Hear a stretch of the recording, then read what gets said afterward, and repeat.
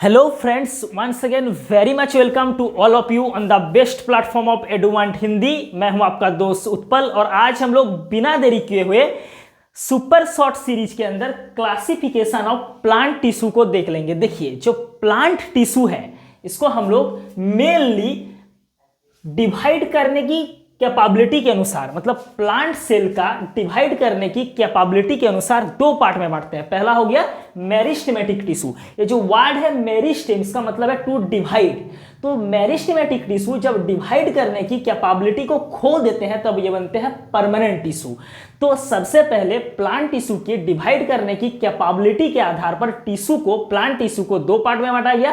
पहला meristematic tissue, दूसरा permanent tissue. इसको हिंदी में बोलते हैं मेरिस्टेमेटिक टिश्यू को विभोज्यतक ऊतक, इसको हिंदी में बोलते हैं परमानेंट टिश्यू को स्थायी ऊतक। फिर मेरिस्टेमेटिक टिश्यू को उत्पत्ति के आधार पर, ओरिजिन के बेसिस पे दो पार्ट में बांटा गया। पहला प्राइमरी मेरिस्टेमेटिक टिश्यू, दूसरा सेकेंडरी मेरिस्टेमेटिक टिश्यू। फिर पोजीशन के बेसिस पे तीन पार्ट में बांटा गया।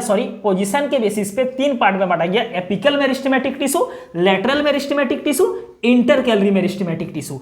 उसके बाद मेरे पास जो परमानेंट टिश्यू है, परमानेंट टिश्यू को दो मेन पार्ट में बांटा गया। पहला सिंपल परमानेंट टिश्यू, दूसरा कॉम्प्लेक्स परमानेंट टिश्यू।